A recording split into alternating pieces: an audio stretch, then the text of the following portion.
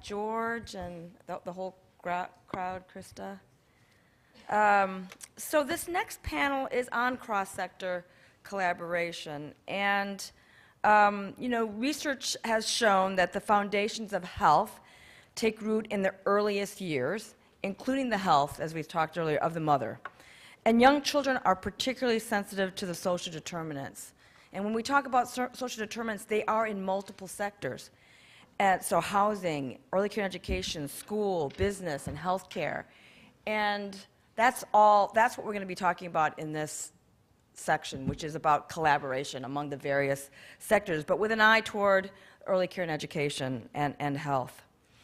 I'm going to prime the pump for the next gallery walk and just tell you what those questions are so you can think about them during lunch, because remember, we're going to do this before lunch, have lunch, and then come back and do the gallery walk. So the questions for the gallery walk are: how can we accelerate cross-sectoral collaboration in ECE and health? What do we need to help you and your organization collaborate effectively? What are the main barriers to collaboration and the solutions to them?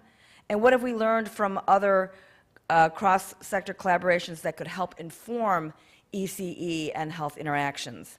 And whatever also new insights that you all have.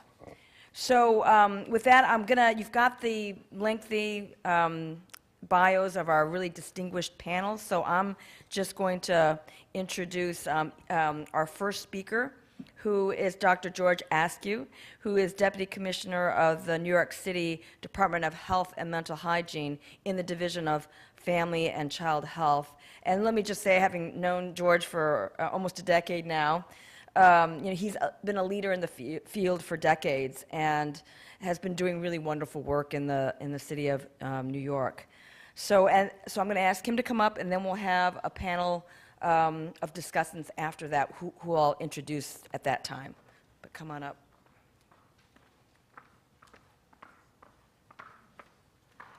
Thank you, Debbie. It's really a pleasure to be here this morning. It's great to see so many familiar faces, actually, that I haven't seen in quite a long time. So that's a lot of fun too, folks from near and from far.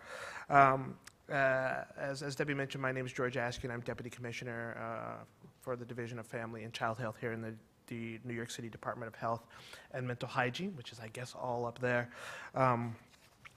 Today I'm going to briefly discuss cross-sector work around early care and education and health across our agency, and maybe touch on some things that are going on in the city a bit more broadly. Am I in control of this somehow?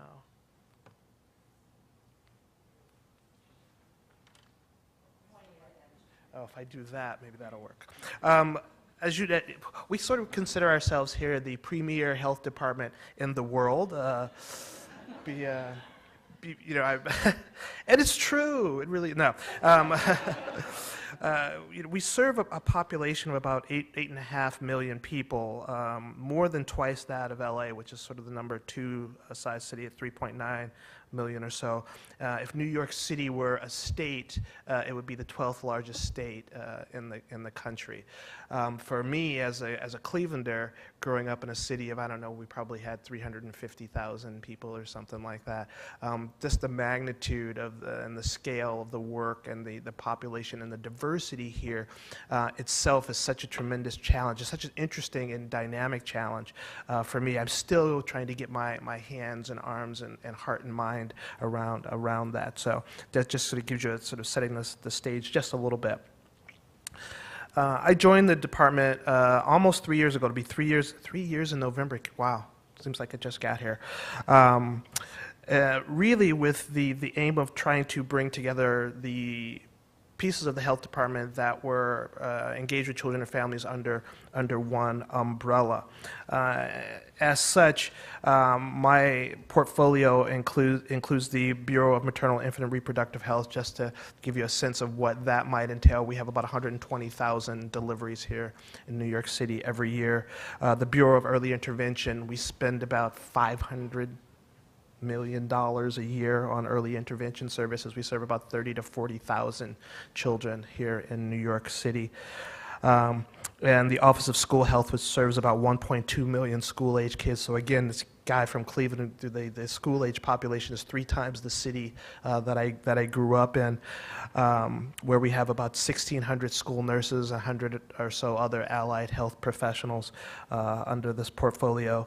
And we're developing a young, interesting choice of words, early childhood health and development unit. And some of you who have been in the city may have seen one of our recent campaigns, which was You're There for Them, We're Here for You, which is really trying to change the culture of the way we understand, support, and nurture babies, infants, and toddlers in New York City, at least from the standpoint of the health department, with our goal being that every child, woman, and family in New York City recognizes their power and is given the opportunity to reach their full health and development potential. Now, that said, I want to talk a little bit about our close collaboration within our department with our Division of Mental Hygiene colleagues. I'm going to focus today's presentation primarily on the Division of Mental Hygiene's initiative around the integration of mental health consultancy on social emotional learning work in the early care and education classroom sites throughout the city. Now, you've heard some of this earlier, so I'll try not to repeat much of what's already been what has already been said. Of course, I may be preaching to the choir with respect to some of these things, but I'd still like to review for folks who may not have a complete grasp on what I'm talking about. So when we talk about social emotional development, it's really about developing the capacity of the child from birth to 5 years of age to form close and secure adult and peer relationships, experience, manage, and express a full range of emotions, explore the environment, and learn, all in the context of family, community, and culture. Social emotional learning, then, is the process through which children and adults acquire knowledge and skills to recognize and manage emotions, show caring and concern for others, establish positive relationships, make responsible decisions, and handle challenging situations constructively. And this is something we adapted from our colleagues at 0 to 3. Again, another institution that I enjoy having been a part of it at one point. What is the purpose of this project? Well, as part of Thrive New York, the SEL initiative is a cross-system collaboration between the Department of Education, which has the Universal Pre-K program, our Administration for Children's Services, which is our child welfare system, which also handles our Early Learn system, which is an early childhood, early care and education system, which also includes Head Start and Early Head Start programs, and the Department of Health and Mental Hygiene. So we all know what a collaboration is, and that's, truly an unnatural act between non-consenting adults. It's sinking in. There we go. So it can be difficult, but I think we've managed to do it quite well.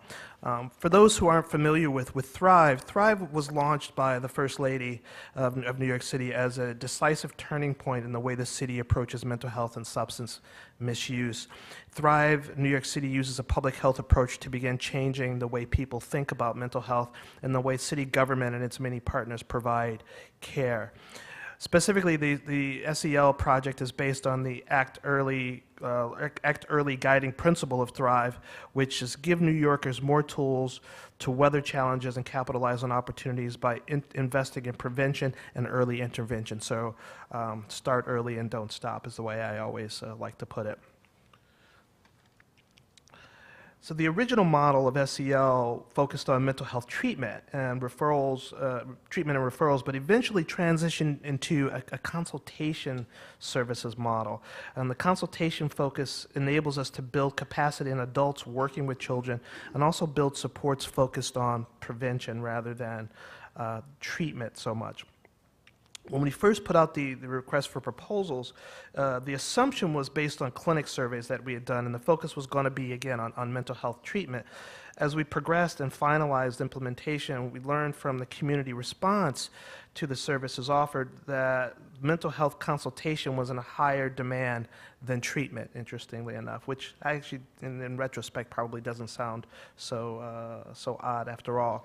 And as we continue to learn more from the needs and responsiveness of the children 5 and under, we realize that more children will be served in their, can be or will be served now in their early childhood, early care and education classrooms where mental health supports are less threatening and more accessible given the life situations of many of the targeted families. So again, I think it's working out in ways that are going to be much better. Our mental health consultants are, most of them have a master's degree in social work or mental health related degree such as art therapy. We have 30 consultants, but we have, you have to be mindful that this work that they're doing is about 50% of their work, and the other 50% is actually related to treatment. This next slide gives us an overview of the public health approach to early childhood mental health and how our model fits in. So looking really at the base, the foundation is sort of building supportive environments that are nurturing and responsive, building nurturing and responsive relationships, which is supporting the social emotional well-being of all the children. So in a classroom, you're thinking about sort of a classroom-wide work, and that's really building adult capacity.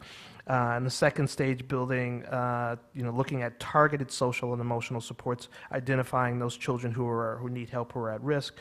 And then the third tier, which is the more intensive mental health treatment tier, and those are intensive interventions for kids who need it. And we, as I sort of mentioned, we're sort of falling more now into the consultation, adult capacity building space. This gives us a little more background on our framework. The framework for our model was really borrowed from Georgetown University Framework for Early Childhood Mental Health Consultation. Our model is unique in that we build capacity, I guess, in adults using 2 different modalities. Programmatic consultation by providing teaching and program staff with guidance and discussion around mental health and social emotional development issues. And the focus then is to assist staff to foster positive learning and development, promote each child's social and emotional well-being, and build relationships with children and communication with parents. And specific case consultation, and that's providing guidance and discussion regarding specific children. The New York City model asks that consultants spend 1 day per week at each early care and education site. And the pilot length right now for the first year was 6 months that they'd have to be at that site. The second year will be a full school year, which will be between 9 and 10 months. Each mental health consultant carries a caseload of about 5 sites with a maximum of 3 classrooms per consultant per site. So the number of case-specific consultation will then vary depending upon the needs, again, identified at each site.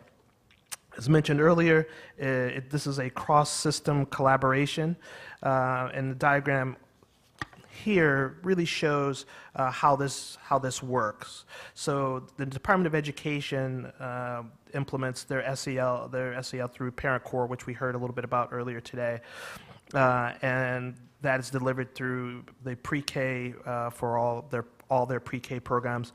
ACS implements Trauma Smart, which goes through all their early learn programs and their Head Start programs, and all of these feed into an early childhood mental health network, which are 7 early childhood therapeutic centers that we funded citywide to serve as treatment referral centers. So how does all this work? What helps it work? What doesn't help it work? That's what I'll talk about next. Really, what are the accelerators, challenges, and what's the potential community impact? Well, of course, as I mentioned earlier, we have Thrive NYC, which has the backing of the First Lady, which really has been a program accelerator for us. All mental health consultants are funded through Thrive, which is city money. So there's lots of money for it right now. Some of the challenges which you would imagine, therefore, are sustainability. The mental health consultants are not covered through Medicaid. The 1,000 days, I don't know if Suzanne has had a chance to talk about the 1,000 days project or initiative that's going on. The first 1,000 days on a Medicaid initiative that's going on in the state right now, where we're looking at how to leverage Medicaid to pay for or to cover some of the services like this potentially that we don't currently have. But if you want to know more about it, you should just grab her. I'm sure she's happy that I said that. Doses is also an issue. In order for this to be effective, the doses has to be fairly high to build the kinds of relationships in these environments. So 1 day a week spent at each site really does limit the caseload that our mental health consultants can carry to be effective. Also reach. Currently the workforce is reaching about 75 out of 400 sites, and even with that, the workload of teachers and adults who are serving children in early learning situations is heavy, as we know, at times, and becomes an obstacle in teachers' full involvement with the work and their ability to benefit from the intervention of the mental health consultant. As far as community impact, we're looking at we're currently conducting an evaluation to explore its impact in the different demographics being served, and we're also trying to see if the evaluation will show value related to teacher well-being as a result of the support and consultations that are being brought to the environments. So that's sort of the big piece that I wanted to get on the table as a point of discussion.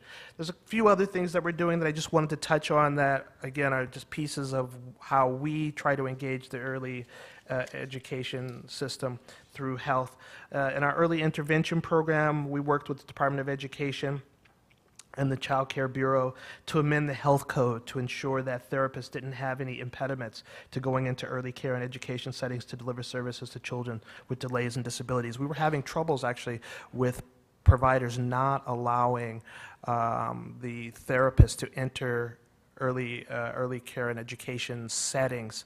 It really had to do with screening and other issues, but we put it in the health code, and sort of one way to get things done is to make it law. And so, so this really should spur a conversation about what is going on across other states to facilitate access to children in their natural environments and their least restrictive environments. With our oral health work, we're working on sort of integrating health messaging, oral health messaging into our partner newsletters, so that the early care and education setting there, developing and administering a child dental survey, which assessed the risk and prevention behaviors for tooth decay among children, and which led us to launching a early childhood caries campaign, and subsequently led us to develop a policy proposal to amend, again, the child care regs in the health code to mandate toothbrushing in all child care centers in New York City, which we did not have previously, and hopefully that'll happen in the coming year. And finally, within our Division of Prevention and Primary Care, their work is focused on nutrition and healthy eating and physical activity and active design. Eat Well, Play Hard in child care settings is a nutrition education program led by registered dietitians and group child care centers, which targets 3- and 4-year-olds, caregivers, and child care staff, reaching approximately 100 centers in the city. Our Farm to Preschool program provides opportunities to purchase local produce at child care centers via a food box or farm share, coupled with nutrition education and cooking demonstrations for adults and for the gardening children. And lastly, our active design in early child care settings, which gives the opportunity for 20 early childhood centers, sites located in low-income neighborhoods throughout the 5 boroughs in New York to receive a small active design mini grant. And the goal of these mini grants are for sites to purchase low-cost enhancements that increase active play in the outdoor spaces at their centers. Some examples of some of these enhancements include implementing gardens into the outdoor space, circulation routes, loose toys, etc. So again, other ways that we're trying to integrate into the early care and education setting. So I'm hoping that some of what I have said today sort of sets us up for some discussion. We'll hear from my colleagues about some of the work that they're doing and generate some ideas and some thoughts and some questions from you about how we managed to get this work done or not get it done in some ways. So thank you again for the opportunity, and I look forward to hearing any questions.